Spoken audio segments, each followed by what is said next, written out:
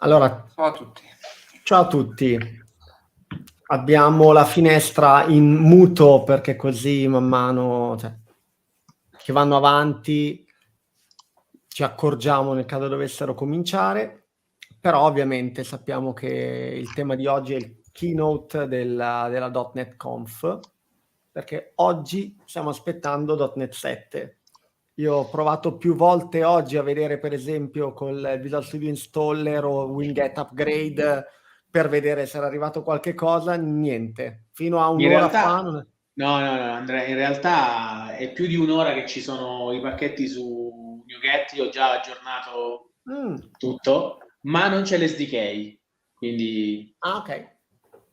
Però se c'hai già l'SDK vecchio installato, metti i pacchetti nuovi. C'è già. Interessante.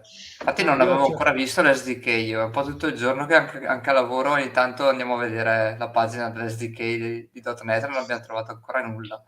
È un vecchio trucco di anni e anni, fanno sempre così. Io mi ero lanciato direttamente su Winget Upgrade perché oramai è diventato un'estensione delle mani e invece ancora niente. Ma tanto che aspettiamo che inizino un paio di cose. Beh, innanzitutto benissimo. Ciao Leonardo, grazie anche a te per essere con noi. Allora, la prima cosa, visto che abbiamo Daniele, direi che ricordiamo a tutti, e lo faremo più volte, che appunto il 15 dicembre Daniele organizza un evento ibrido, sia in presenza, se adesso ci dice di più lui, sia online, dedicato al tema di oggi, che è il nostro amatissimo .NET. E là, ok? Quindi dici qualcosa. Sì, io non ho messo la maglietta perché ho preso freddo con l'acqua degli ultimi giorni e con l'anzianità che va avanti ho freddo anche con la felpa, però anch'io nel cuore ho la maglietta di .NET. Ah, Daniele, c'è Enrico Bravo. che dice che si è già registrato all'evento. Bravo, ti paghiamo un caffè. Durante il coffee break. Allora, raccontaci qualche Che non cosa, c'è. Daniele. Ma no, niente, penso che sia il quinto, sesto anno che facciamo questa conferenza. Negli anni è un po' cambiata. In realtà i primi anni l'abbiamo fatta a Milano in sede Microsoft e quest'anno torniamo finalmente a farla in presenza. Negli ultimi anni è stata online. In realtà non è il primo anno che la facciamo ibrida perché l'avevamo già fatto altre volte, avevamo già sperimentato questo formato ibrido pre-pandemia. E penso che possa funzionare perché diciamo diamo alle persone che vogliono incontrarsi la possibilità di farlo e a quelli che invece non possono, non vogliono, di seguirla comunque in diretta. Rispetto al passato abbiamo una track completamente live che trasmettiamo e una invece completamente in streaming e basta. Più una terza che è quella che facciamo abitualmente da un paio d'anni, che è quella informale, diciamo. Sì, c'è anche uno short URL, ma andate su aspitalia.com, ho cercato di metterlo ovunque, quando entrate questi colori si fanno notare, diciamo. E quindi ce n'è una terza dove parliamo un po', in realtà non dura tutta la giornata, penso che la faremo soltanto in frangente alla mattina. L'agenda esce settimana prossima e saremo più precisi, e questa è una track dove generalmente abbiamo degli ospiti e chiacchieriamo un po' come in questo caso del più e del meno, e quindi insomma questa volta la faremo ibrida, quindi abbiamo uno studio tra virgolette in presenza con degli ospiti e poi ci collegheremo con alcune persone in remoto, quindi cerchiamo di fare ibrido più possibile. Sappiamo che guardare gli eventi online vi ha probabilmente scocciato, per cui comunque registriamo tutto, classiche insomma situazioni dove cerchiamo di accontentare un po' tutti, però vi invito, se siete a Milano o riuscite a venire a Milano, a fare un salto, perché insomma penso che l'energia di un evento in presenza sia impagabile, e anche se ancora non lo sapete in realtà vi manca stare in mezzo alle persone. Detto questo, insomma, l'agenda di quest'anno sarà abbastanza semplice, tra virgolette, perché abbiamo tanta roba sulle novità di .NET 7, ma anche tanti contenuti su come usare davvero .NET, a prescindere dal fatto che ci siano delle novità più o meno interessanti in C Sharp, in .NET, in tutti i framework, quindi anche sessioni di uso comune, che non riguardano solo .NET, ma ovviamente toccano anche Azure o tutto quello che può avere senso, insomma, legato a .NET. Per cui vi aspettiamo, insomma. Grazie Andrea per averci dato questo spazio e anche perché proporrai ovviamente una sessione e verrai alla conferenza. Sono stato scelto volontario, ok. Anche se ancora non lo sai. Okay. Vabbè, sarei venuto comunque per il semplice piacere di stare insieme e perché concordo perfettamente con l'importanza del ricominciare a vederci di persona, perché è una conquista che chi avrebbe mai pensato di parlare di vedersi di persona come di una conquista, e invece questo è diventato. Allora, via, ne approfitto proprio per proietto una piccola cosa proprio per parlare di cosa significa stare insieme.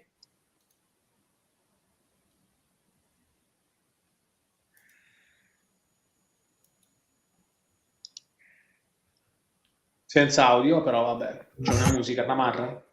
Va bene, avete ragione.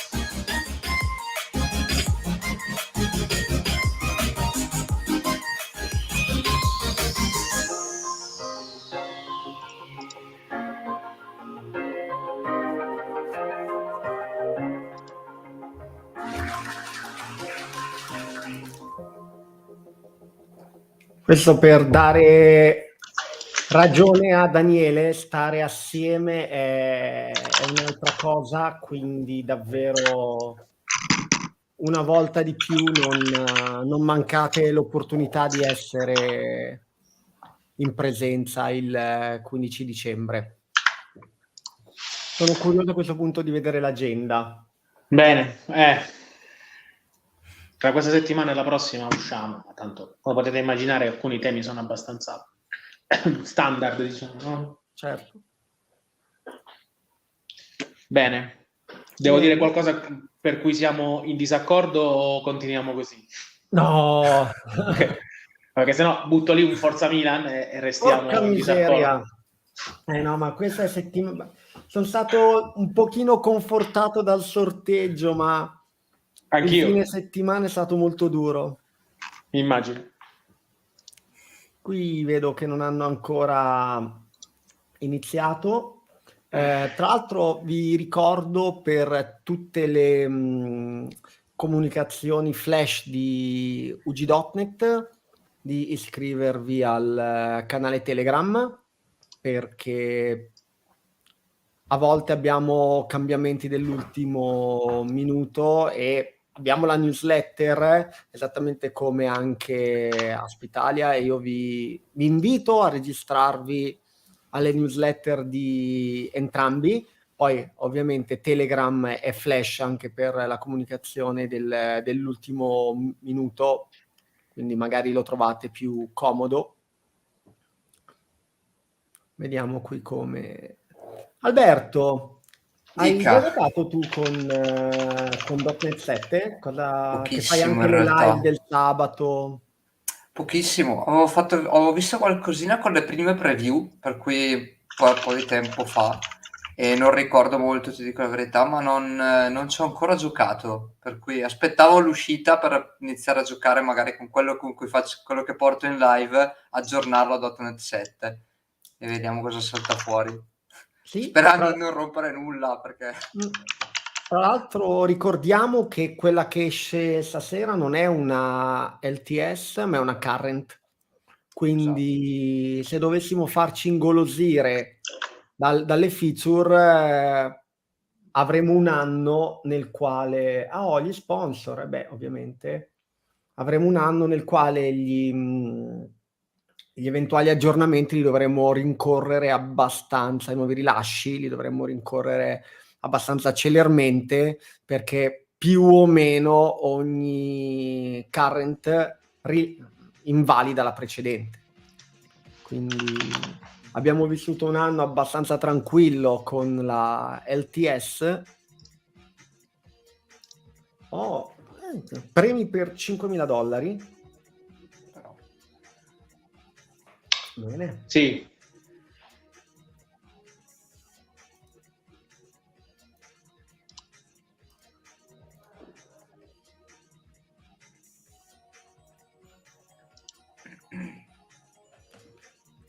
Quindi niente, ci stanno facendo aspettare, non sono... no, mancano 3 minuti.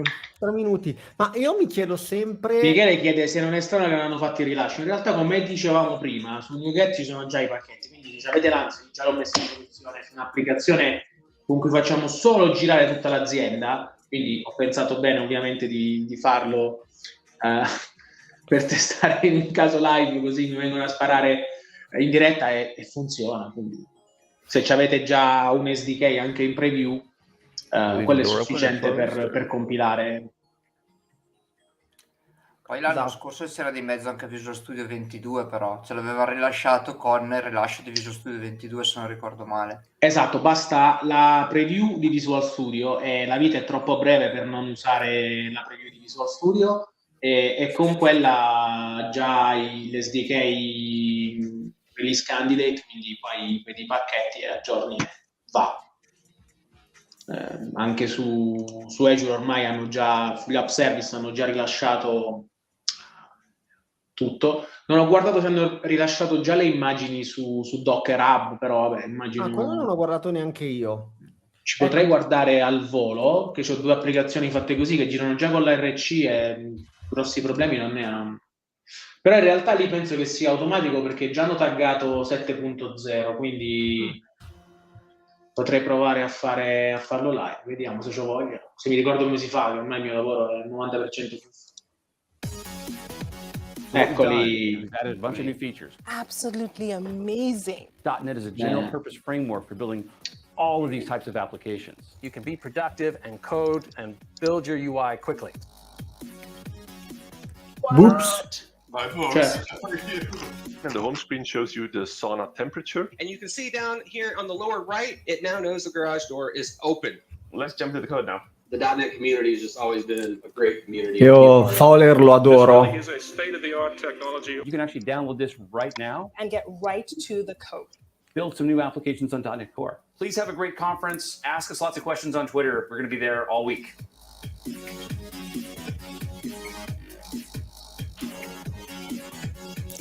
In generale diteci sempre, scrivetecelo nella chat, oltre alle domande, per carità, ma se i volumi non sono buoni abbastanza, siamo troppo alti noi, troppo alto il video, viceversa, troppo basso qualcosa. O tipo non ha tolto il mute dalla regia. Non ci credo.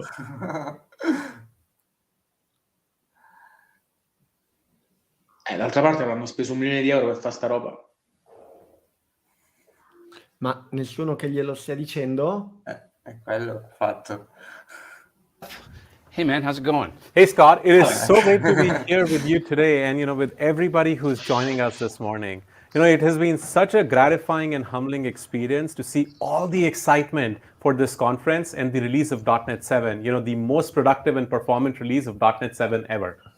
I'm super excited that I've been doing the keynotes of .NET Conf for the last 7 years, but I'm about to hand over to Gaurav, who is now the director of PM for .NET, and I am taking over Azure and trying to make Azure the best experience for all of our developers. Yeah, thank you, Scott, and good luck in your new role. But I'm sure we're going to see you soon. Yes. All right. Now, our vision for .NET remains to be the same. Build a unified development platform for developers to build anything with best-in-class runtime, programming languages, development tools, and a vast ecosystem powered by amazing developers around the world. With .NET, you can build any type of application that you need for the devices that are critical to your business and on the operating system of your choice. .NET will run fantastic anywhere and everywhere you deploy. Now, let's first talk about the momentum of .NET, and we are growing at an astonishing pace. .NET is used by more than 5.7 million developers, and they are adopting the latest version of .NET faster than ever.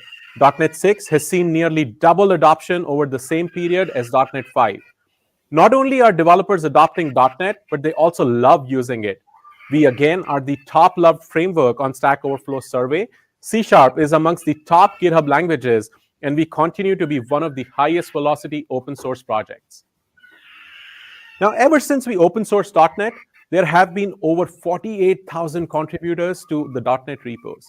This is absolutely astonishing and humbling. We are truly building this together. Now, every great development platform needs an amazing community and an amazing ecosystem. NuGet is our home for library creators to share with the world. NuGet now has over 320,000 packages that have been downloaded more than 240 million times. We continue to invest in NuGet by listening to our library creators, adding new features they desire, and ensuring that NuGet is the most secure package ecosystem for all developers and enterprises. NuGet now supports features like central package management, two-factor auth, and much more. So before we get into what's new in .NET, I have to say thank you. Thank you to all of you. Every single developer that is building with .NET, building open source libraries, submitting issues, fixing documentation, or helping drive the future as part of .NET Foundation. Thank you. Now let's get into .NET 7, our biggest and most performance release of .NET. .NET 7 is a result of more than 28,000 commits coming from over 10,000 contributors. Now, as we work on .NET, we've always been thinking about what are the most prevalent challenges that developers and development teams are facing today. Satya actually spoke about this just a few weeks back at Ignite, and I think it speaks to so many of things that we thought about while working on .NET 7. Right now, many organizations are asking their developers to help them do more with less. What does this mean for .NET? To me, it means that for every feature we build, make it simple and intuitive so that you can be more productive. And for every workload we support, our performance becomes better and better so that with each .NET upgrade, you see your apps becoming more efficient. Now, performance has always been top of mind for each release of .NET, and .NET 7 is no different. For the last several years, Stephen Tobe has been publishing a blog highlighting the core performance improvements with every release of .NET. With .NET 7, we are delivering more than 1,000 performance improvements, and if you were to print his .NET 7 blog to PDF, it'll be over 200 pages. We will touch on some of these improvements today, but if you haven't read one of these blogs, it is a joy. .NET 7 continues to build on our core promises of a unified development platform for building anything, especially building modern workloads, while making it simple for new developers to learn, easy for existing developers to extend their skills into new technologies, and then the most productive platform to develop with Visual Studio. While these are some of the highlights that we'll touch upon today, there is so much more to .NET that you will see throughout the conference. You can go to get.net/7 to download and get started with .NET 7 right away.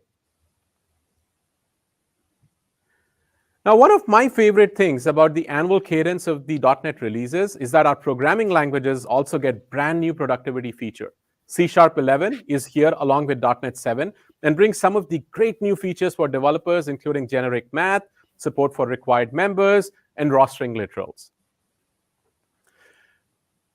With .NET, our goal is to ensure that developers have a delightful experience building for the web, be it full stack web apps or web APIs, building powerful cloud native apps that scale.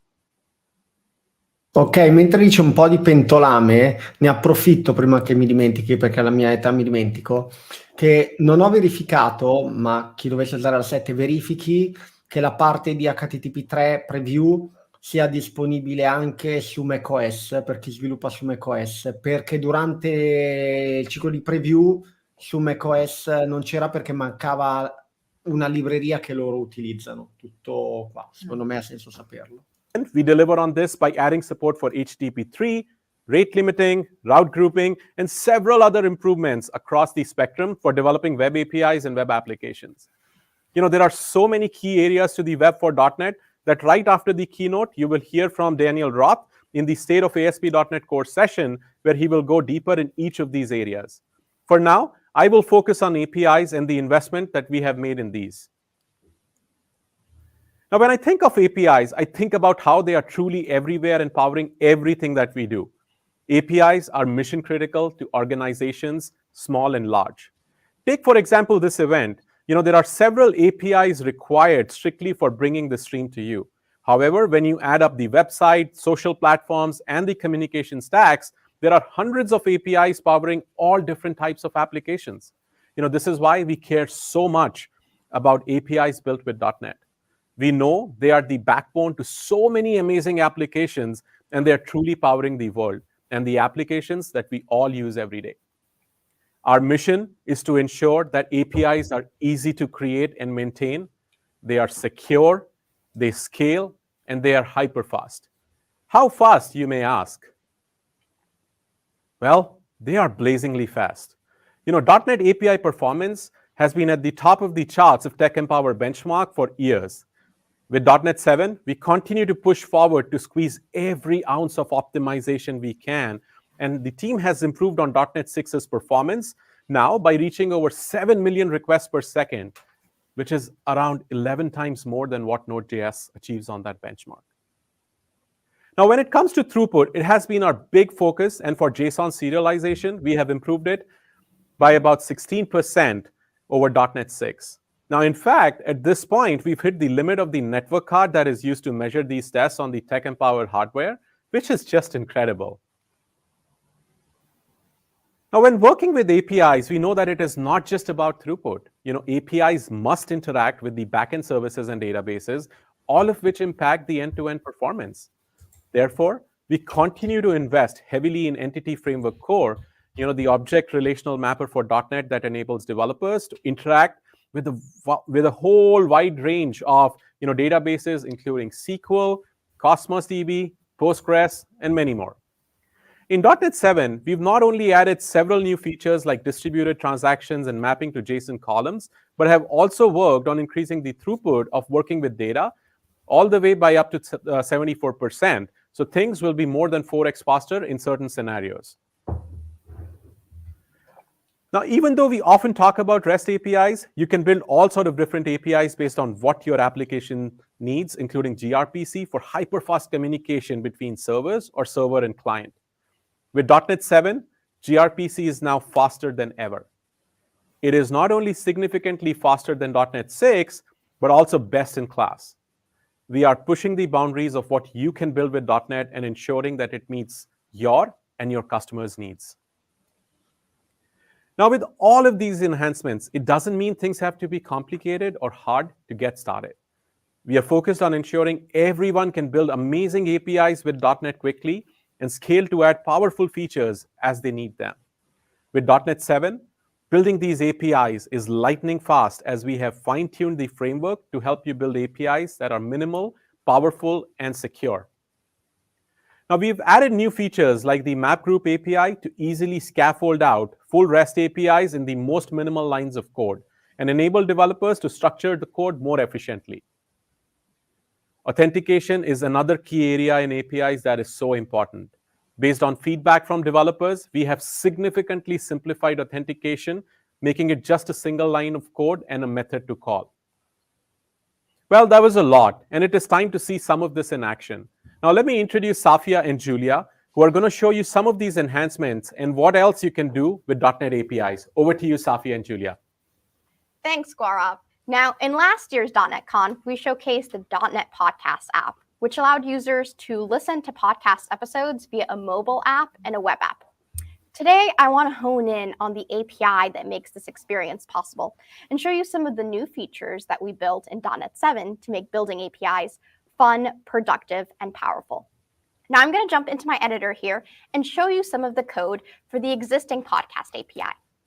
One of the things that I'm observing is that the code uses several different strategies for registering routes in our application. Here I see that we have map action calls in our program. Diciamo che spero di vedere, visto che hanno parlato anche della parte bulk, qualcosa che ci faccia capire se è una questione di provider. E quindi per esempio usa le estensioni di bulk copy di SQL Server se le hai, o se è una questione proprio dell'ORM. Sicuramente fa molta differenza. But for the sake of myself and some of the other developers on the team, I want to clean up the code that we have here, make it a little bit more dry and easy to read using a new feature we shipped in .NET 7 called route groups. Now, so we're able to see the before and after code without route groups and code with route groups. I'm going to create a new minimal API project in my solution. Right-click, add, new project. Once I've selected the API option, I'm going to be able to customize a variety of settings in my application. Whether or not I want support for HTTPS, I do. Whether or not I want to enable Docker, I do because it fits into our deployment story. Whether I want to use controllers, I don't in this case because I want to use minimal API-based endpoints for all of our applications. And whether or not I want to enable OpenAPI. Once I've created my application, I want to use the scaffolding tool in Visual Studio to create endpoints backed by entity framework models in our application. So let me go ahead and show you what that looks like. I'll go ahead and right-click, add, new scaffold item. And here is the magic option, API with the read-write endpoints using entity framework. Once I've selected this option, I'm able to select a backing model for the endpoints that are going to be generated by my API. Here I'm picking the weather forecast model that's part of the base template. I can choose to generate a new endpoints class, as well as generate the data context classes needed to support my new API. Now, what does the generated code look like? Let's take a look at that really quickly. Aha, this is what I want to see. The generated code is taking advantage of the new map group API in minimal APIs. Map group allows me to create groups of routes that share a common prefix, in this case, API weather forecast. Once I've created this group, I can apply different invocations to it, such as with OpenAPI, or require authorization to add OpenAPI or add authentication to all of the routes in that group, providing me with a much drier experience for writing code. I love this pattern, and I've honed in on using the scaffolder for all of the different resource types that are defined in our application. Here you can see I've generated a categories API that allows me to generate our get categories route onto a route group. And I have APIs for episodes as well as shows. Now, one of the pieces of feedback that we got from last year's .NET Conf was that users would love the opportunity to submit show ideas that should show up in the podcast app. And to that end, we want to add a new set of endpoints to our application called feeds endpoints that will allow users to submit feeds that they want to show up in their API and allow an administrator to approve or deny feed submissions. So I've gone ahead and written up the code to support this API. I've got one post endpoint, a get, a put, and a delete. With route groups, this code is dry and easy to read, as you see when invoked in my program CS. Now, I want to drill a little bit more into this feeds endpoint and show you some of the new features that we shipped in .NET 7 to make building APIs more secure and reliable. I mentioned that this feeds endpoint will support submissions from external users. Now, I want to lock things down a little bit and make sure that people aren't able to abuse the API. To that end, I've added support for rate limiting in my application using the new rate limiting APIs. Rate limiting allows me to configure rules that will limit the number of requests that can be sent to my application over a fixed time window. Here I'm doing this by invoking the add fixed window limiter option. Rate limiting supports a wide variety of customizations that you'll be able to see later in the conference, but for now I'm getting started with this basic model. In addition to rate limiting, I also want to make sure that only admin individuals can deny or approve feed requests. So I need some sort of way to add authentication into my application. I'm going to leverage Azure AD for this by introducing the Microsoft Identity Web Package and configuring authentication using just 2 lines of code. Here they are. The first line of code enables Microsoft Identity Web-based authentication. The second line of code adds an authorization policy that requires that people be able to present a particular API scope when sending requests to my app. Now, I've talked a lot about the code, but I haven't yet showed you what the API actually looks like when we interact with it. So let's go ahead and run our API. Cool. This is our trusty Swagger user experience that we can use to interact with the API. You saw this in last year's .NET Conf, but I want to draw your attention to this Authorize button in the top right corner of the screen. We've detected or inferred that this application has authentication enabled. And with this authentication enabled, we can provide a bearer token that will be sent for any request transmitted from this UI. But I don't have a token handy to use as I'm testing this API locally. Or do I? In .NET 7, we introduced the new .NET User Dots tool, which can be invoked via the command line to generate tokens for local testing. Here, I'm invoking the .NET User Dots tool to create a token that matches the audience and claims that are expected by my Azure AD provider backend. Once I've acquired this token, I can copy it into my local UI for testing and check out what happens when I hit one of the delete endpoints with some sample data. Pass in an ID, hit execute. We'll observe that the authentication API has sent over the token in the bearer in just a moment. Oh, I know why it's not happening, because there's a breakpoint. We'll hit continue there. Aha, this is what I want to see. We've transmitted our token via the bearer, and here's the expected response. We're able to see the end-to-end of interacting with authentication locally in my application. I'm really excited with what I did with the Feeds API. I've secured it with authentication, and I've ensured that it's resilient against abuse with rate limiting. I'm going to go ahead and deploy this to the cloud. And Julia, I hear that you have some things to show us about how we can supercharge our API when it's in the cloud with Azure API management. Awesome, and thank you, Safia. So with an API-first strategy, APIs can go everywhere, and we can empower everyone. With our next demo, we want to demonstrate belle minimal API API e anche la possibilità di fare il mapping del routing Azure API Management as per un our chunk management di platform API. for APIs. Non mi fa impazzire It's come one al solito lo example of these scaffolding consumers. out of the box, But we can also ma light up quello è un tool, platforms la like tecnologia Microsoft sotto è bella Teams or the bella. Microsoft Power Platform and enable cross-platform scenarios. So for my demo, I'm going to jump right into my Azure API Management instance. After deployment of our web API, we first have to add our API to our Azure API Management instance.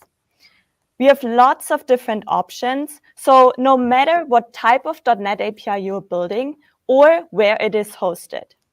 Currently, Safia's web API is living in an Azure Container App, so we were able to import it from one of our Azure resources.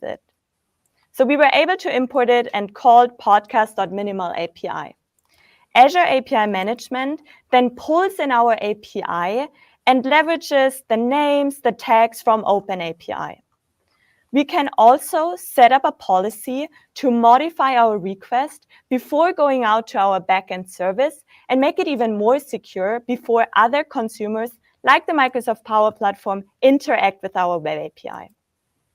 But before we want to expose it, let me first show you how we can test our web API within the portal. For this, I'm going to hit the testing tab right here, and I'm going to choose the get feeds operation and hit the send button. As you can see, I'm getting a 200 and all of my responses in the body here. I'm going to copy one of the IDs, and now I'm ready to expose it to the Microsoft Power Platform. For this, I'm going to switch over to our Power Platform tab right here. And from here, as you can see, I can easily create a so-called custom connector. A custom connector is basically just a wrapper around a REST API that lets users of the Power Platform communicate with our web API. As soon as I hit the Create button, a custom connector will be created on the Power Platform side. So after this has been done successfully, I can then switch over to my Power Platform portal and under Custom Connectors, see the web API we just exposed. Because we implemented authentication on our API level, I want to make sure this is also configured on the Power Platform side here. And just like Safia, we chose OAuth as our authentication type, and we also selected Azure Active Directory as our identity provider. Now I'm ready to also test it within the portal right here. This time, I want to test my delete feeds operation just to make sure authentication also works here.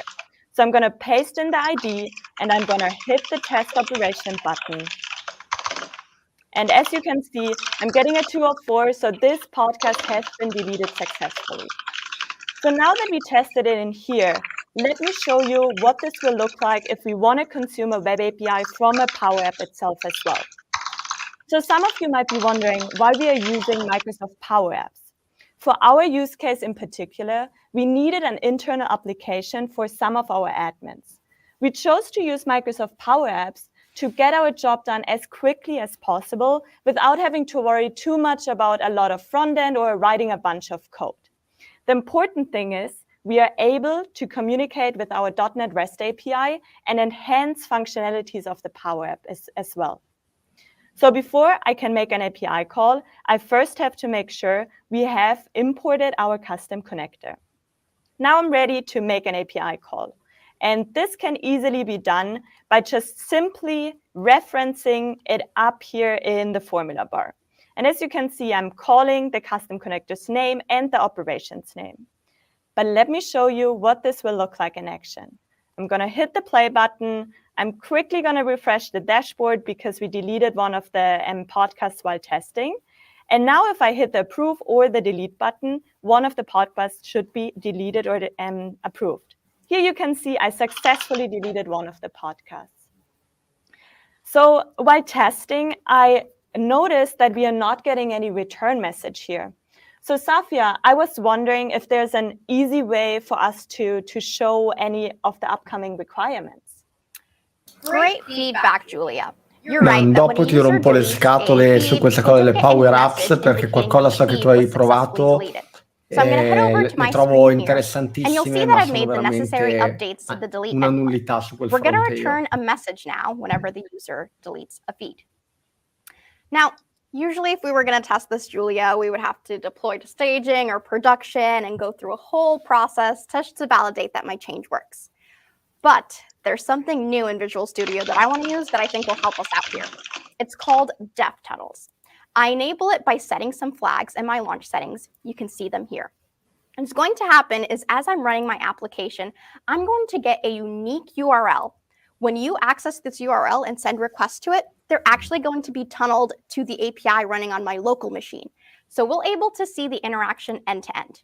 And in fact, I want to test this out right now by setting a breakpoint in the API that I just changed, which I hope will be hit. And I'll go ahead and share that URL with you over Teams. Let me know when you've got it and we can try this out. Yeah, awesome. I got it here. I'm going to switch back over to my Azure API Management instance and change one of my backend runtime URLs. So I'm going to replace the current runtime URL, and I'm going to paste in the DevTunnels URL here. I'm going to hit the Save button. And now I'm going to switch back over to my Power Platform portal here. Yeah. So as soon as I'm also going to copy one of the IDs you shared with me earlier. So as soon as I should hit the test operation button here, we should hit a breakpoint on your machine. Yes. Are you ready? I'm so ready. Here we go. I've hit my endpoint. Is the feed that you deleted one that begins with B57? Yes. All right, Julia, so you should get a string back. I'm going to hit continue on my local editor here. Let me know if the message you get back looks good. Yes, awesome. I can see a 200, and I can also now see the return message here right in my body. Sweet. So with the DevTunnels in Visual Studio, Safia and I were able to collaborate even faster. We connected Safia's web API running on her local machine to my web service by just copy-pasting the DevTunnels URL. DevTunnels enable developers to create an endpoint to their local machine and generate and provide a seamless debugging experience for Power Apps, webhooks, Blazor web applications, and many, many more. With just a few configuration settings, you can enable this. And now back to you, Gaurav. Yeah, thank you, Safia and Julia. It is incredible to see all these enhancements in action. And, just to summarize, I think you were talking about DevTunnels, and how they make Beh, the ragazzi, developers so productive while demo working su with no API. code, low code Now, it is incredible to nel see all these keynote di un enhancements in action evento and how .NET prettamente 7 dev per will un enable framework developers dev fa to build rich capire and powerful quanto APIs. loro credano a Now, we want a questo every tipo developer to be able to di take advantage of these new strumenti. features, which Per is quando why prima we are on a dicevo mission che to help avrei developers rotto le scatole a easily Daniele, upgrade to the io so che latest Daniele .NET. We have in built several iCube tools aveva to assist fatto with con the Power process. Automate o qualcosa del genere, una First bella is a parte tool del that enables processo you di to incrementally onboarding. upgrade from Sì, ASP.NET noi abbiamo parecchio. ASP.NET C'ho un Core. sacco di This ritorno tool di helps you set up an questo ASP.NET Core del app, feed, quindi sento existing poco. ASP.NET Framework Puoi app abbassare un po', using Andrea, YAR sento for yet poco. another reverse proxy, and helps automatically route requests between the two. Sì, You noi can abbiamo move fatto endpoints and parecchia pages integrazione with con, ASP.NET soprattutto Core con app Power one at a Automate, time while you fin dai continue to tempi develop and maintain the che si existing chiamava functionality. Flow, perché ovviamente non scrivi codice, quindi soprattutto quando integri API esterne sposti, come dire, l'onere di aggiornare le API a chi fa il connettore dentro Power Automate, quindi da quel punto di vista abbiamo parecchi pezzi che fanno alla fine orchestration, perché è quello che fa Power Automate, quindi che so, magari fanno il parsing di alcune mail in ingresso, piuttosto che si integrano con Booking che usiamo, col servizio Bookings che usiamo ad esempio anche per fare i booking dei colloqui e riportano le prenotazioni che fanno le persone nei nostri sistemi, piuttosto che si integrano con anche con Azure AD, con Graph API, senza dover scrivere a mano tutte le call che ti servono, insomma, per fare quel lavoro lì. Io sono un grande fautore di Power Automate, sono un grande supporter, scusate, Sì, di Power Automate, perché non scrivi codice per interfacciarti alle API. Adesso hanno fatto 2 o 3 cose carine nelle ultime release, anche se lo seguo molto meno, che il mio lavoro è molto meno tecnico, però proprio perché è molto meno tecnico, man mano che andiamo avanti Power Automate mi piace di più, mentre non sono un grandissimo fan di Power Apps. Abbiamo fatto qualche prototipo e sarà che sono sviluppatore, se devo scrivere l'interfaccia con quella logica assurda alla Excel / Access, mi ricordo tanto Access, mi scrivo un'applicazione web che faccio prima. Mentre invece Power Automate ti toglie via tutta una serie di robe perché c'ha tutti i suoi flussi. Ad esempio noi lo usiamo anche per la gestione dei visitatori, anche se ormai non ce ne sono più tantissimi negli uffici, perché in maniera molto semplice quando specifichi l'host e la persona arriva, gli manda un messaggio su Teams che avvisa la persona di fare ovviamente il suo lavoro di host e andare a prendere le persone, cioè c'ha tutta una serie di cose che se vuoi fare a mano interfacciandoti con Graph API puoi fare, ma poi Graph API lo toccano, variano le API, qualche endpoint diventa deprecato, mentre invece lì sono problemi loro, fanno il connettore, si ragiona senza scrivere codice.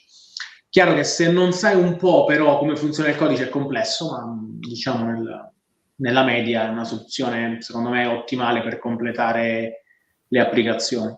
Quindi il futuro forse non è tutto no code, ma come al solito ibrido, quindi magari un pezzo di applicazione che è fatta così, anche perché la può gestire qualcuno che non è davvero uno sviluppatore 100%, è invece un pezzo fatto anche in maniera legacy, tanto può andare a ravanare ovunque, ti espone dei feed che puoi chiamare, lo puoi schedulare, puoi fare quello che vuoi con un flow. Quindi sì, se non l'avete guardato dateci un'occhiata, perché come Copilot secondo me ci insegna il futuro dello sviluppatore medio non è più scrivere davvero codice. Poi è chiaro che c'è Raf che deve scrivere per forza tutto lui, perché sennò quel millesimo di secondo non riesce a toglierlo da un ciclo, ma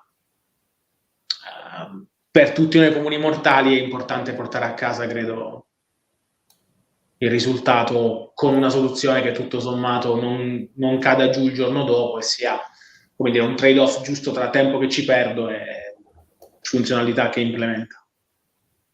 Qui intanto, vabbè, casi d'uso, aziende, non voglio dire spottoni, però è ovvio che quello che vediamo in questo momento, i numeri, quanti billion request e quant'altro, va preso sempre con le pinze, perché non coinvolgono certo un'azienda insoddisfatta, per carità. Vediamo adesso cosa ci dicono di altro.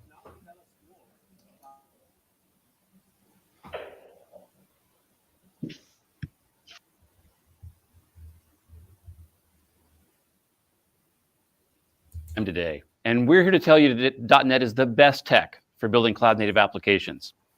So let's go forward here. So basically, we estimate that by 2024, over half of the companies out there will be building apps using cloud-native technologies.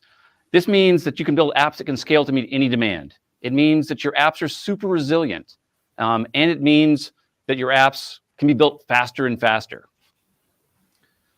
Cloud-native apps. So 60% of apps, developers are using containers. We're going to talk a lot about containers because I'm a big fan of containers here. And .NET is amazing for containers. Backend developers are using cloud-native technologies, 41%. And then 66% of cloud-native developers are building microservices.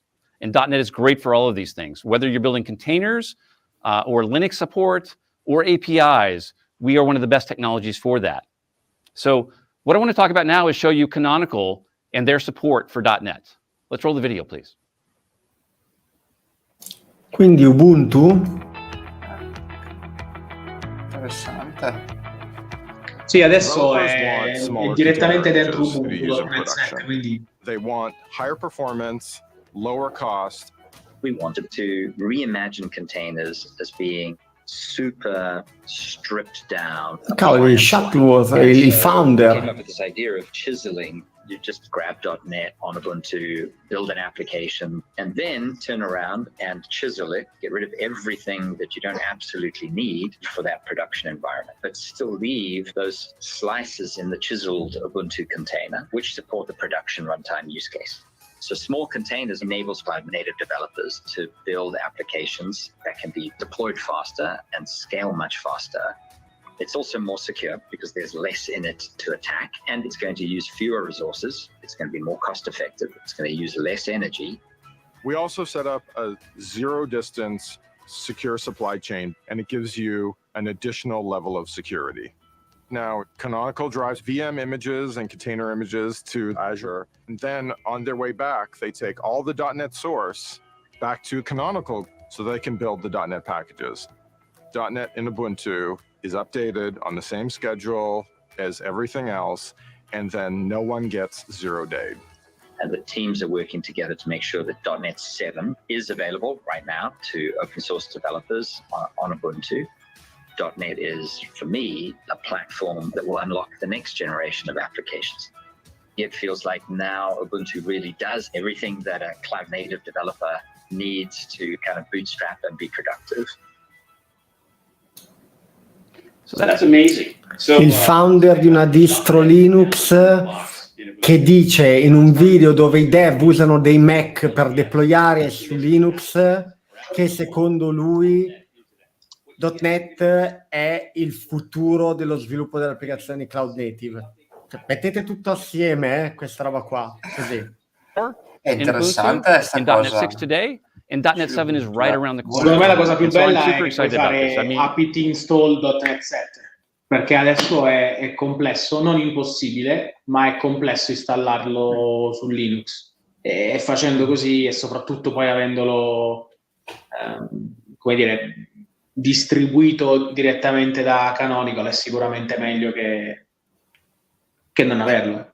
Ti apri un mercato che prima era un pochino ancora di nicchia e adesso sta diventando molto Tra l'altro, ragazzi, 104 mega di immagine. Adesso non ricordo quella Alpine che viene usata di solito. Sono tipo 93. Per cui siamo lì. Una novantina. Adesso non ho controllato con la 7, ma era una novantina. running in the containers. And something else, we are living in a world right now, ARM64. It's everywhere. Whether it's an Apple M1 Mac, we just announced the Volterra development machines a few weeks ago as well for Windows. ARM is everywhere, and we want to make sure .NET runs best on ARM. So you can see here, we have our performance is on par with x64. We have native support in Visual Studio. You can actually now download a Visual Studio and run it on an ARM64 Windows machine, and it will just work as native ARM64. We have native support for .NET Framework 4.8.1. So even if you're on the older technologies, it doesn't matter. Your applications are completely able to run natively on ARM. And then basically, .NET scales to wherever you want. You can see from the charts here, Tech Empowered JSON support is just as effective on ARM as it is on x64. The latency is just as good on ARM as it is on x64. So you can see our continuing investment to make .NET work everywhere the best that it can. And of course, we love containers. I love containers. One of my favorite features of .NET 7 is the built-in support for containers.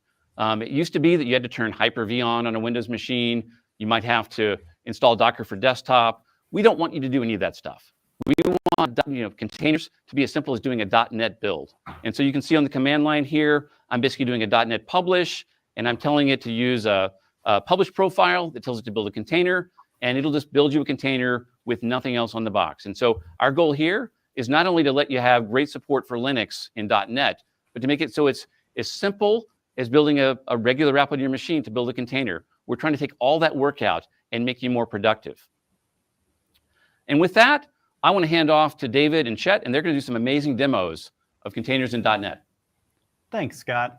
Couldn't be happier to show this off. I'm super excited for this feature as well. Containerizing can sometimes be difficult, as Scott said. There's a whole bunch of knobs to get right. The good news is the .NET SDK knows most of these knobs already, so we can help you package your container quickly, easily, and effectively. With some new APIs that came in the .NET 7 runtime, we can even do this without any external tooling. Let's see what this looks like on an actual application.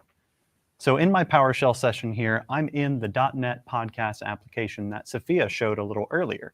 It's been rewritten to use some of the new features in ASP.NET on .NET 7. And because of that, we can use our new containerizing features. This is the command that does the deed. Let's run it and see what we've got. So all of this should look very familiar at this point. It's a normal build, but wait, look at all of this output. You're seeing things like image names. You're seeing things like tag versions. You're seeing things like base images. These are all concepts that should be familiar if you've containerized before, but they're happening inside the .NET SDK. And then Secondo me later qualcosa on, gli era you can see that sfuggito, we're uploading these things called layers to a registry. This is everything that you may be used to with other containerized or containerization technologies in one command. And even bonus, look, no other applications running. That's crazy to me. Let's look at what it what you have to do in your projects to get this up and running. So like I said, we are in the minimal API project on the .NET podcast application. Let's take a look at our project file. We'll clear out some extraneous information and look at the core pieces of it. So this functionality is delivered through a package reference right now. This package is called Microsoft Net Build Containers. You can add that through the NuGet UI in VS, through .NET Add Package, or any other way that you're used to adding packages. Once you do this, you will get access to that publish command that I just ran. And if you don't specify anything else, we will infer all sorts of information about your project to pick the correct base image, the correct container name, and then we will publish that to your local Docker daemon. So by default, you get something that you can run and you can verify. But you are in full control here to customize all of those parameters as well. The image name, any tags that you want, even the registries to upload to. And if you choose to upload to a registry, the SDK is there for you. It will understand all of the existing Docker authentication mechanisms that you're used to, and it will take that information and authenticate to those registries to do that upload. In fact, that's exactly what we saw here on the command line. Before we started, I'd logged in with ACR login to my Azure container registry, and that's what made this push happen. So for right now, you have to add this package reference, and that's a bit of a step. So what we're looking for in the future is to bring this functionality directly into the .NET SDK. We're also looking at expanding our support for the kinds of customizations that you can do, specifically around users and groups in the containers. And this will really unblock our full support for those chiseled containers that you heard about earlier. We will also be looking at expanding the set of authentications that we understand so that we can more fully support the broad array of registries that exist. So that's the core technology. But let's look at how Visual Studio can build on that to deliver a compelling user experience for the tens of thousands of Visual Studio publishes that you all do every year. So we have our application here, and we can do the right-click publish gesture that we're used to. And we can make a new publish profile for this. And because this application is Dockerized, pushed to Azure Container Registry, and then deployed in Azure Container Apps, we want to see if we can do that automatically as well. So some of you may have seen this flow before, but we are going to choose the Azure Container Apps workflow, and we're going to pick some of the existing subscriptions and some of the existing Azure Container Registry registries to push to. Oh, whoa, this is new. This is different. I have a choice now. I can containerize using the .NET SDK tooling, and VS is telling me it will understand that. So let's do that. And then let's do a CI/CD workflow. When we generate this workflow, we'll go through Evidentemente l'arrivo di una licenza per Docker Desktop non è passato inosservato proprio a nessuno. So what we'll see here is a full-featured foundation. This is going to push on every, or it's going to run on every push to main, and it's going to do all of the, so many steps that you have to do to correctly log in and containerize and build your application.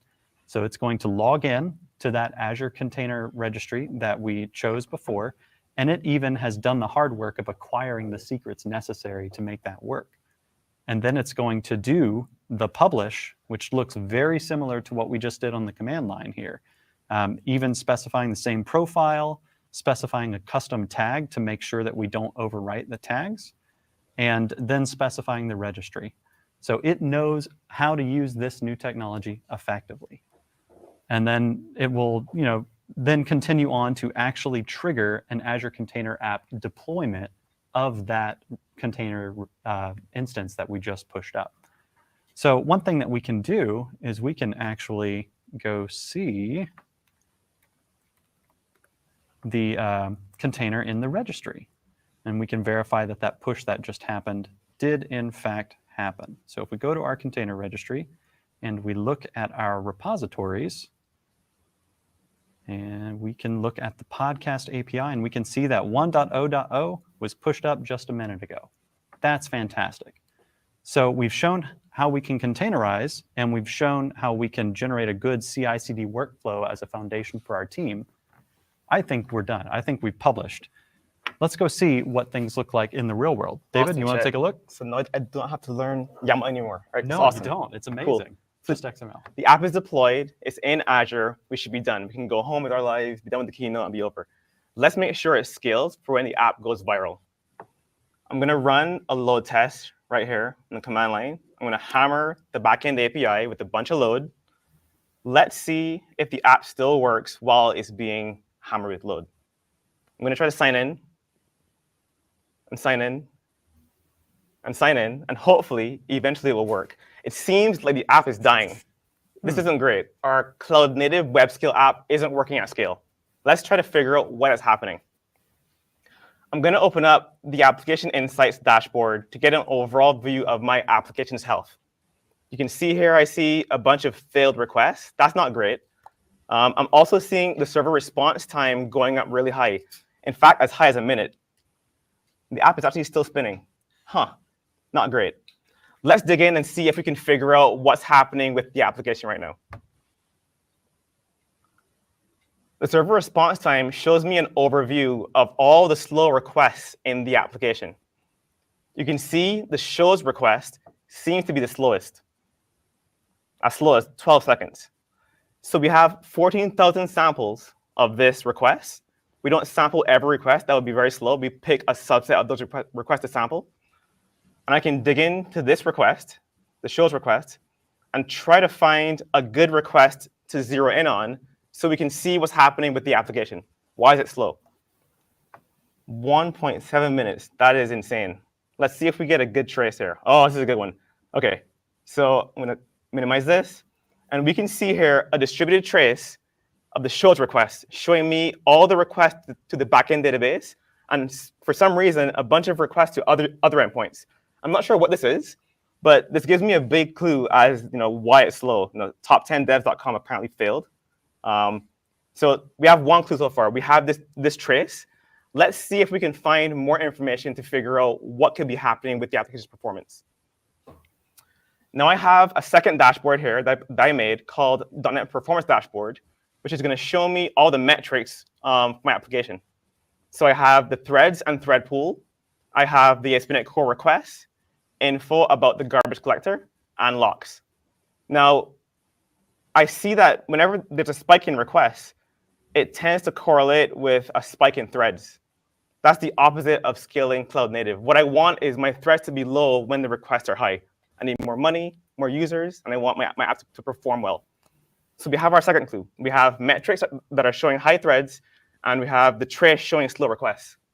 Let me show you how we actually turn on these metrics for the application. If I go to the code in Program CS, you'll see I have wired up OpenTelemetry, which is an open source library that is used and becoming the industry standard for how diagnostic information gets from applications into tools. I'm configuring distributed traces, metrics, and logging, and I'm saying where I want it to go, Azure Monitor, and what I want to collect. So I'm collecting HTTP client information for outbound requests. I'm collecting stuff for the database and for ASP.NET Core inbound requests. So you can see this pattern for tracing, for metrics, where I'm also sending to Azure Monitor, and I'm sending it to Prometheus, which is an open source database for metrics. And I'm collecting all the information required from the application and the core runtime libraries so we can get info about how to debug the application. Last but not least, I can send fully structured logs to Azure Monitor by configuring logging to be sent there. So I have distributed traces, metrics, and logging, but I still don't know what's happening in the application. So we have two clues, but we need to figure out exactly what's happening. So what can I do? Good news, Chet setup, good job, Chet. Chet setup on Azure Container Apps, a sidecar container .NET Monitor that we're going to use to collect deeper information from the running container in Azure Container Apps about what's happening. So we've configured a bunch of environment variables that are kind of boring, it's kind of insane, that will collect a process dump and collect all the stacks from the application, the API, whenever we see a high thread pool queue length. The graph we saw earlier showed a super high queue length of I think 300. So when it's over 10, for more than 10 seconds, we want to collect information to do a deeper diagnosis. Now, when you collect a dump, they're typically huge, massive, right? Could be gigs in size. I want to show you an example of that, actually, if we go into blob containers. So we're sending these dumps and stack traces to Azure Blob Storage. And if you look at the size of these dumps, they're gigs in size. So that's a small one. the big ones, if I start by size, that's not the size I want. Oh yeah, so a 2 gig dump for this very small application. So typically you don't want to pay for bandwidth to actually get these dumps to my local machine. So I can use stacks to quickly diagnose what might be the issue in the cloud. I actually did it beforehand. I actually have a dump in VS loaded for the Keynote, obviously. And I'm going to run an analysis on this dump to hopefully figure out what's wrong. All right. So this dump came from the Linux container, and I put it onto a Windows machine, and we're going to put it into VS, and we'll see what happens, right? That's mind-blowing to me. All right. So now I'll click Analyze. And it's going to run, and it will run a bunch of rules over the dump. And it says there's a blocking call on the thread pool that may cause starvation. All right.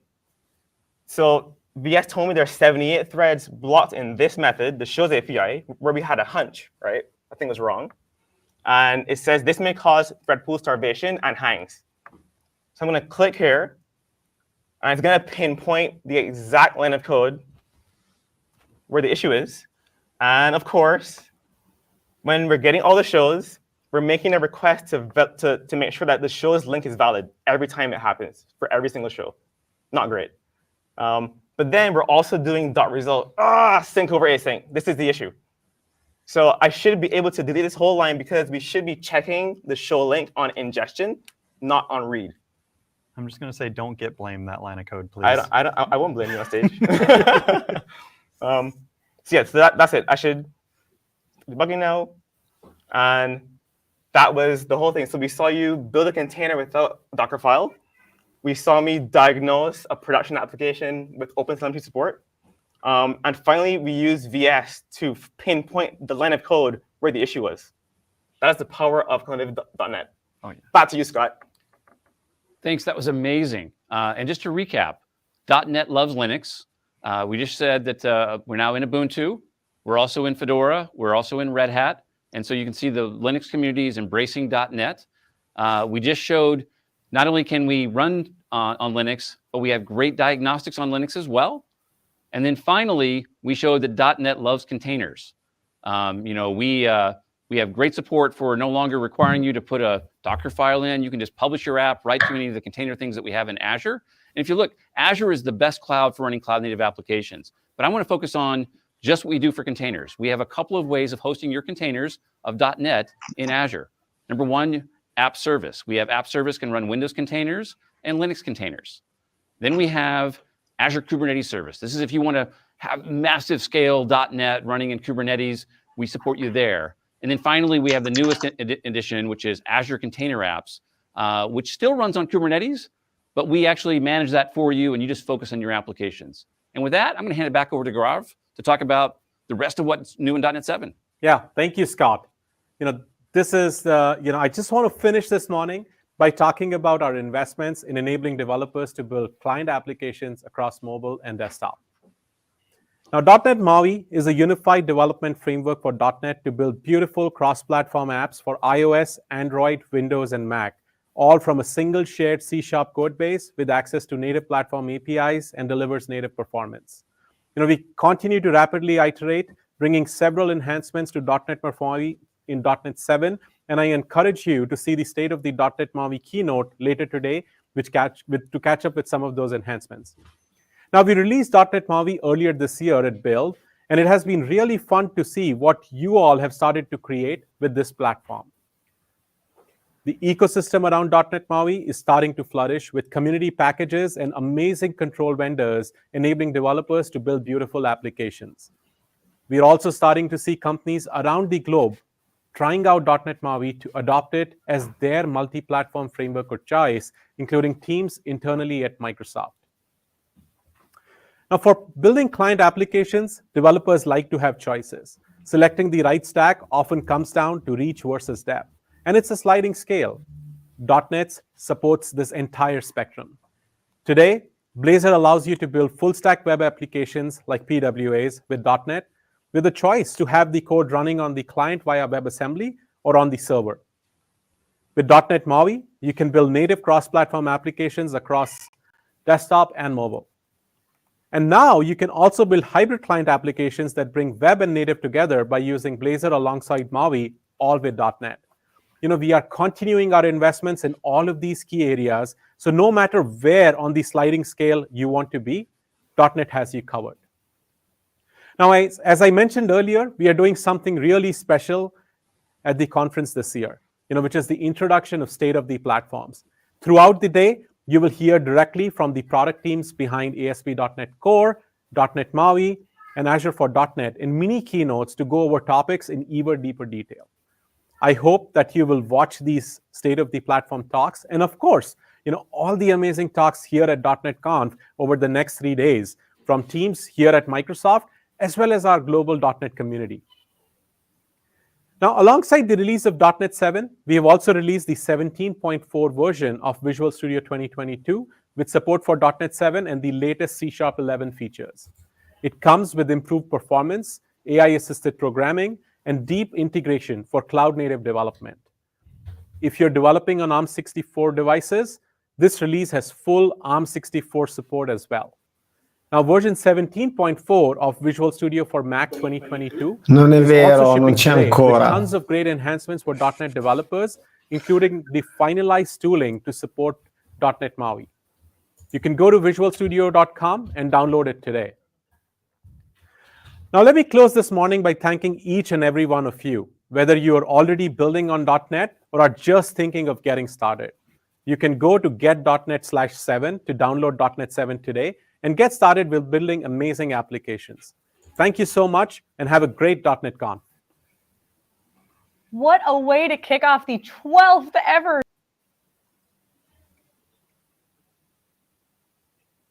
wherever you are. I'm Maddie Monticola. Allora, non sono pronto a un keynote della .NET Conf che finisce senza Scott Hanselman. Ma adesso fa le robe per i bambini.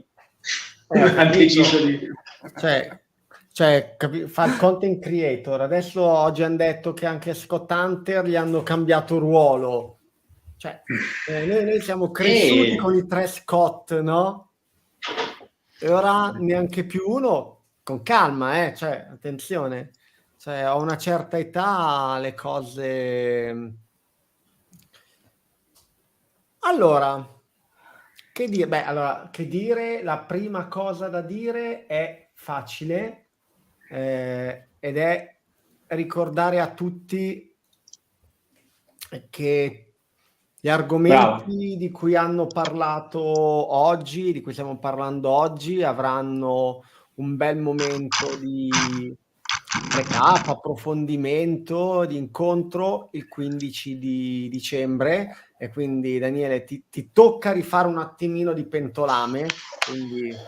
Yes! Allora niente, il 15 dicembre facciamo di nuovo .NET Conf, sono un po' di anni che la portiamo avanti, credo da quando esiste .NET Conf facciamo .NET Conference Italia.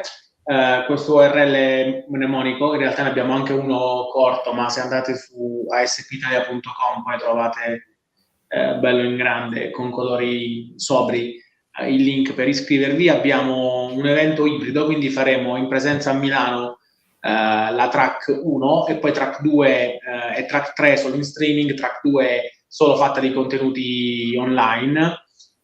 Track 3 fatta più corta ed è quella che noi chiamiamo live track, dove parliamo un po' come in questo caso con degli ospiti, questa volta in modalità ibrida, quindi alcune persone sono nello stesso spazio fisico e altre sono chiaramente coinvolte da remoto.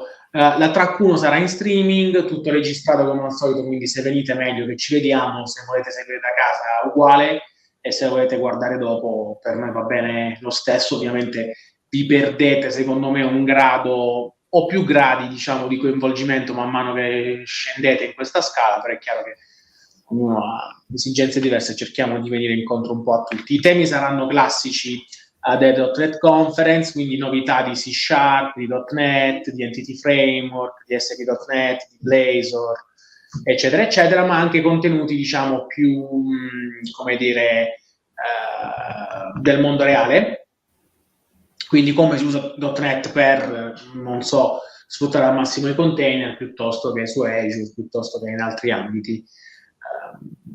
E niente, adesso penso settimana prossima ci sarà l'agenda, c'è una call for paper attiva, quantomeno della prima track, per iniziare a settare un po' le aspettative delle persone su quali sono i contenuti. Però c'è ancora una call for paper attiva per quello che riguarda la track online, quindi se volete proporre fatelo, insomma, accettiamo volentieri proposte da tutti.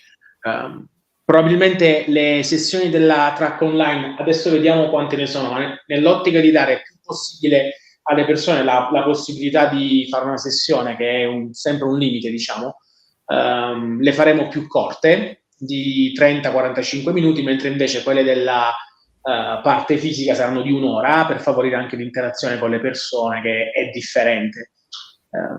Per cui, insomma, come se ci avessimo un po' due conferenze in uno, 2 giornate in uno.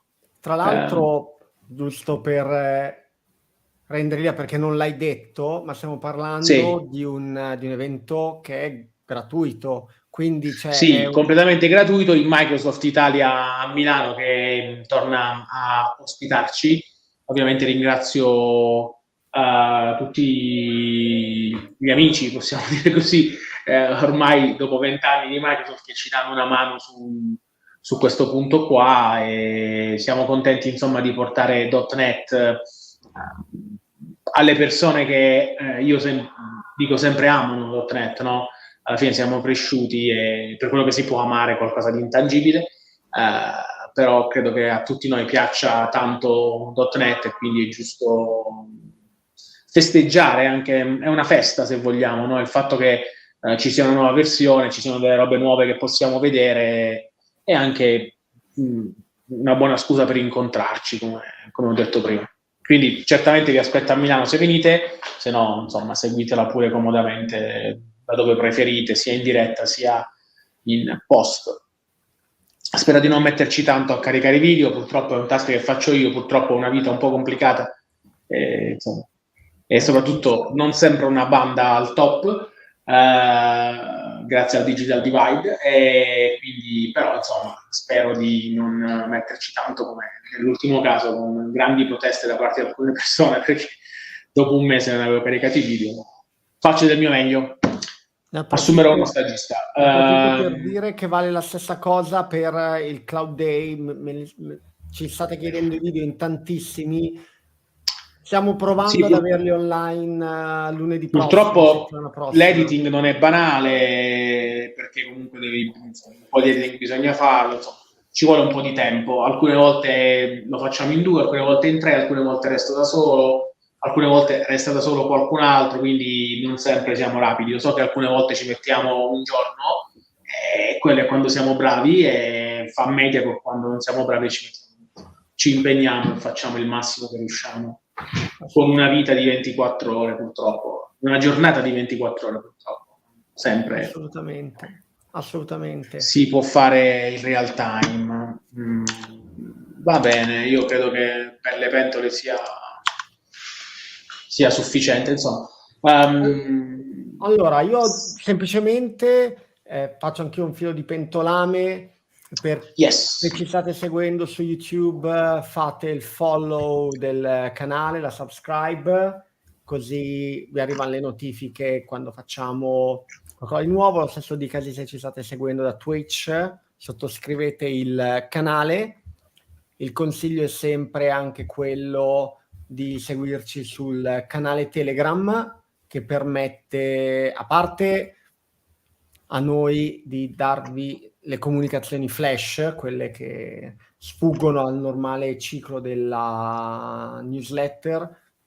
Vi ricordo che potete sottoscrivere la newsletter di Uslottet e di Aspitalia dai siti, fatelo, ma hanno un ciclo un po' più lento, ovviamente, perché non vi spammiamo, e Telegram lavora più rapidamente. I post sul canale Telegram si possono commentare, diventano un po' dei thread di discussione, quindi anche un modo per darci feedback. E esaurito il pentolame, prima di salutarci, 5 minuti di che cosa pensiamo di quello che abbiamo visto. Comincia Alberto. Ok, allora in realtà a me la cosa che mi ha interessato di più è il discorso, l'ultima cosa sui container, che secondo me è molto interessante, più che altro in ottica di sviluppo, il non avere il Docker Proj che c'era prima, secondo me è un po' più immediato come sviluppo. Bisognerà andare a vedere dove va a parare alla fin dei conti, però in realtà secondo me è interessante, in ottica dev proprio. Sì, beh, ma una cosa che passa a volte inosservata è che noi siamo stati abituati a dire Docker tutte le volte che diciamo container, ma alla fin fine il formato delle immagini oramai oggi è uno standard, diciamo così, quindi installare Docker Desktop è la cosa, o il Docker Engine e basta, è la cosa più normale per certi versi da fare, che ci viene più istintiva, però in effetti non è obbligatorio, quindi con l'avvento della licenza a pagamento per Docker Desktop diventa comprensibile che i dev, le aziende e anche i vendor si siano organizzati per delle alternative, oltre al fatto che mi lancio, non voglio neanche dire una previsione, perché l'ultima volta che ho fatto qualcosa del genere è stata con Thunderbolt. Ho impiegato 10 anni per cominciare a vedere Thunderbolt anche sui PC Windows per avere docking station universali, e ancora sono rarissime, ma avere come formato di pacchettizzazione delle applicazioni immagini OCI e magari buttando dentro compilato in WASM, in WebAssembly, il nuovo formato di pacchettizzazione cross platform sia nel pacchetto sia nel codice. Poi tra 10 anni ci ritroviamo qua e vediamo quanto non ci ho preso per l'ennesima volta. Tu, Daniele? Ma guarda, io al netto del fatto che chiaramente la parte dei container è sempre quella più affascinante, perché soprattutto se uno insomma li usa, hanno sempre migliorie che poi hanno impatto sulla produttività e sui tool. La parte che certamente mi piace di più è quella delle minimal API, che ha aggiunto, diciamo, ulteriori funzionalità a un qualcosa che era già, come dire, molto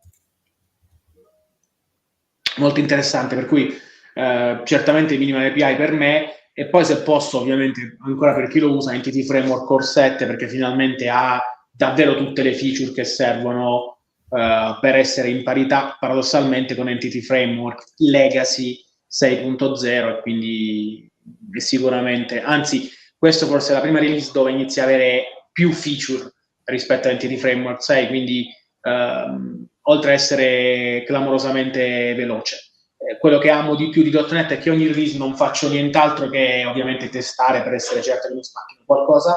Questa volta ho trovato 2 o 3 API che hanno cambiato comportamento rispetto al passato, è già una novità, ovviamente con, come dire, con la telemetria che ti segnala anche in tempo reale eventuali problemi.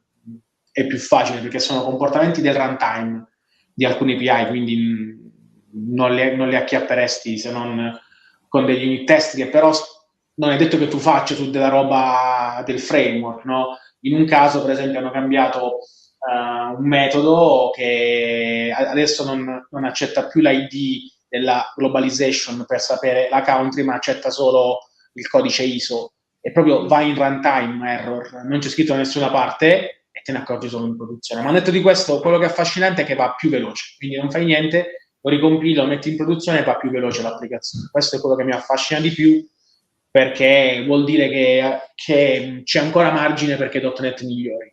Quindi quella slide dove fa vedere che fa un botto di milioni di richieste al secondo ed è 11 volte più veloce di Node, secondo me è spesso sottovalutata, perché probabilmente è il maggiore punto di forza di .NET in questo momento, perché noi ce lo dimentichiamo, ma più richieste al secondo facciamo, meno potenza, meno hardware ci serve per far girare quell'applicazione. e quindi questo si traduce in minor costi di esercizio, per cui insomma quello è certamente uno dei punti che io preferisco. Ma guarda, sono assolutamente d'accordo, premesso che il mio consiglio è sempre, ragazzi, ragazze, guardiamo i benchmark di Tech Empower, che hanno citato anche loro.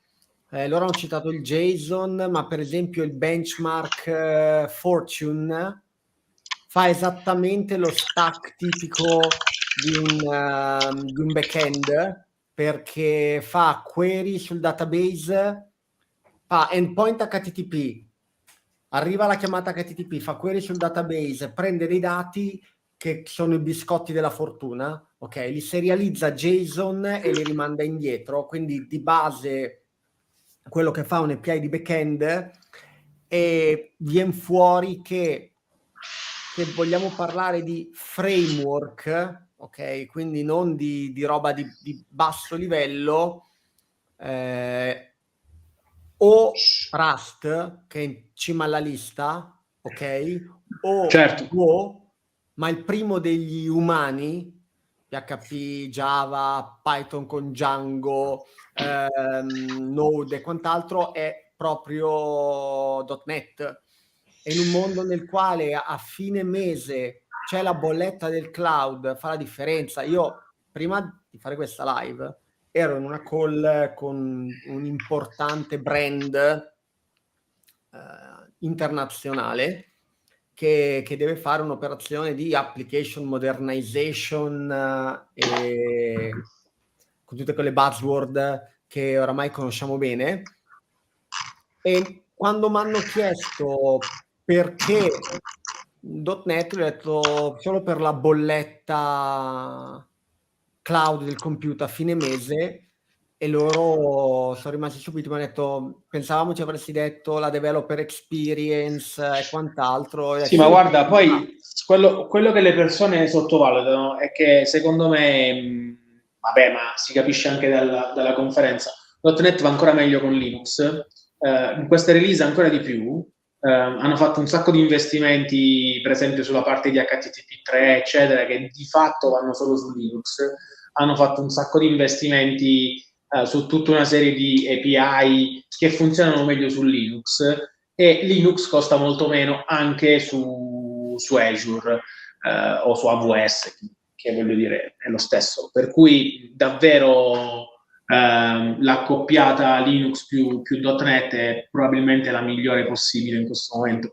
E, dirlo, diciamo, da un punto di vista, se vogliamo, Microsoft friendly, no? Come il nostro, è penso un grandissimo traguardo anche che hanno raggiunto, che abbiamo raggiunto come ecosistema, come Microsoft, come team di .NET.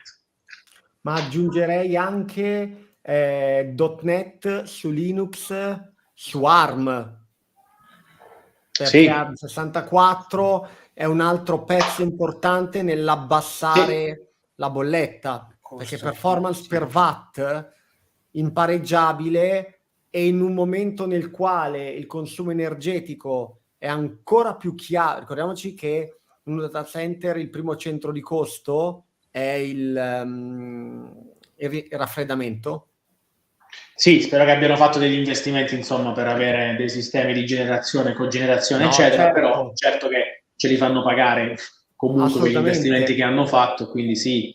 No, io credo che la prossima wave sia molto interessante tra ARM, 64, insomma, Linux, eccetera. Ho grandi aspettative per .NET 8. Sì. Anche il supporto per Canonical, anche il supporto di Canonical così diretto è davvero molto molto interessante, cioè apre davvero una fetta di mercato che attualmente, come dicevamo prima, era un po' di nicchia, tra virgolette, passatemi il termine. Sì, dopodiché io frequento tanto le community, diciamo, dei maker, eccetera. È molto difficile togliergli Python e Node dalla testa, perché la narrazione è quella lì. Infatti sono praticamente l'unico che fa robe con .NET, poi gliele faccio vedere e restano straniti. Ah, si può fare, ma non serve Windows. Quindi c'è tantissimo ovviamente lavoro da fare su quel fronte, e penso che il lavoro che stanno facendo con Canonical sia soprattutto per, come dire, migliorare la percezione. Con Fedora anche l'hanno detto, no? Con Debian, con tutti, sia quello di migliorare la percezione. Ce l'ho lì, è molto facile usarlo, non devo andare a prendere comandi strani, faccio apt install .NET 7 e ci sono. Esatto. O quello che è per la distro che uno preferisce. Incidentalmente quella che preferisco io è Ubuntu, quindi perfetto. Assolutamente. Infatti corro a casa a farlo, così posso far crashare la casa e far felice mia moglie che non funzionerà più niente, ma faccio subito adesso che ce l'avevo con la RC, metti lì che è stabile, eccetera. Creo un po' di pepe nel rapporto di coppia. E tra l'altro io volevo chiudere il giro, cioè una cosa interessante a testa, ma col discorso delle performance mi hai rubato hai fatto spoiler di quella che sarebbe stata la mia segnalazione. Allora aggiungo solo una cosa per dare un numero real world del quale sono certo.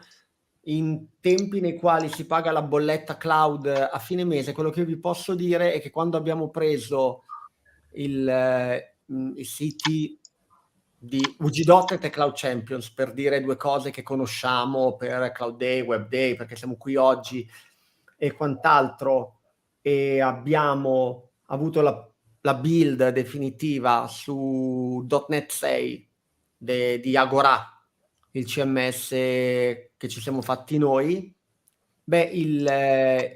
L'occupazione di memoria è occhio che non abbiamo fatto un porting as is, cioè arrivare a compilare e farlo funzionare perché avevamo un po' di action filter custom, lì la pipeline è abbastanza cambiata, quindi c'è stato del lavoro da fare, ma non nell'ottica di ottimizzare per .NET Core, semplicemente per farlo andare, ok? Quindi col lavoro minimo per farlo andare, però noi abbiamo avuto un calo della RAM occupata nell'App Service Plan di circa il 30%.